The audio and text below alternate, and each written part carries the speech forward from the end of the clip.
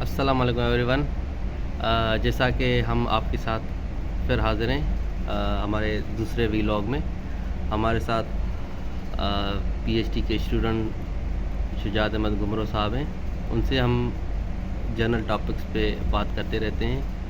आज का जो टॉपिक है हमारा बेसिकली ये है कि शुजात साहब, हमने सुना है काफ़ी न्यूज़ में भी सुना है पाकिस्तान में कि जनरली पाकिस्तान के जितने भी आज तक इलेक्शन हुए हैं वो किसी ना किसी तरह से मैनेज हुए हैं, ठीक है। तो क्या हम ये जानना चाह रहे हैं कि क्या ये सिर्फ़ और सिर्फ पाकिस्तान का मसला है या दुनिया में कहीं और पर भी इलेक्शंस को मैनेज किया जाता है इसी तरह से जिस तरह पाकिस्तान में इलेक्शन को मैनेज किया जाता है? तो इस पर आपका क्या इंटेक है? जनरली देखें, इलेक्शन के मैनेजमेंट का जहाँ तक ताल्लुक़ है तो आजकल के दौर में हर कंट्री के अंदर इलेक्शन मैनेज होता है। सिर्फ ये चीज़ मैटर करती है कि इलेक्शन मैनेज कैसे किया जाता है। पाकिस्तान में हम अमूमन ये तासर देते हैं कि पाकिस्तान के अंदर जो है वो हम ढके छुपे लफ्ज़ों में कहते हैं कि फ़ौज या जुडिशरी जो है वो इलेक्शन को मैनेज करती है।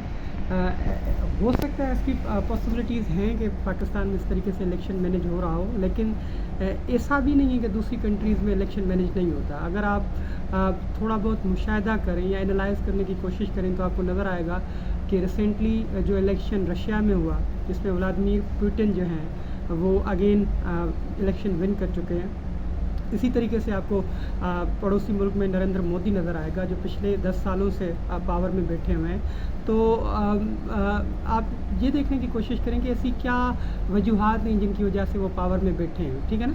तो टेक्निकली हर कंट्री अपने अंदर किसी न किसी तरीके से इलेक्शन को मैनेज कर रही होती है। हमें सिर्फ ये महरक़ात देखने होते हैं कि हर कंट्री का पर्सपेक्टिव क्या है, हर कंट्री के पास कौन सी टेक्निक्स या क्या तरीक़ेकार हैं जिस तरीक़ेकार को यूज़ करके वो इलेक्शंस मैनेज करते हैं।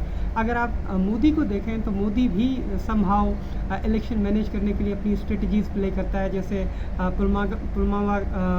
पुलवामा का अटैक हुआ, ठीक है ना, फिर उसके बाद उसने किस तरीके से उस चीज़ को प्लॉट किया, फिर उसके बाद उसकी विक्ट्री पूरी दुनिया ने देखी। सिमिलरली अगर हम पुतिन की बात करें तो पुतिन ने भी जो है वो सर्टेन स्ट्रेटजीज़ प्ले की हैं अपनी कंट्री के अंदर इलेक्शन विन करने के लिए। तो सबसे पहली चीज़ अगर आप ये देखें कि इलेक्शन से पहले पूरी रशिया के अंदर ये चीज़ें चहमगोइयाँ चल रही थी कि ये इलेक्शन जो है वो इस दफ़ा भी पुतिन विन करेगा, ठीक है। लेकिन सिर्फ इशू ये था कि हमने ये देखना था कि ये जो विनिंग मार्जिन है वो कितना होगा, यानी कि we were interested in the winning margin. Already पहला जो वोट कास्ट होना था उस वोट कास्ट होने से पहले ही ये चहमगोइयाँ थी कि रशिया के अंदर जो है वो Vladimir Putin again power assume करेंगे, लेकिन सिर्फ उसमें विनिंग मार्जिन को देखना था। तो as per to the statistics 88% जो है वो टर्नआउट था रशिया के अंदर इस इलेक्शन में, जिसमें से 77.25% जो है वो व्लादिमीर पुतिन को वोट मिले हैं और 4.25 जो है वो कम्युनिस्ट पार्टी के कोई विलासको हैं उनको वोट्स मिले हैं। अब देखना ये होगा कि पिछले 3 क्वार्टर से व्लादिमीर पुतिन जो पावर अज्यूम कर रहे हैं उसके पीछे उसकी क्या स्ट्रेटजी है, ठीक है ना। तो मैं आपको ये बताता चलूँ कि सबसे पहले इस इलेक्शन से पहले रशियन गवर्नमेंट ने कुछ लेजिस्लेशन पास की थी। उन लेजिस्लेशन में ये था कि उन कैंडिडेट्स को टिकट्स नहीं दिए गए थे, उन्हें रिस्ट्रेन आउट किया गया था जो व्लादिमीर पुतिन की पॉलिसीज़ को क्रिटिसाइज़ करते थे।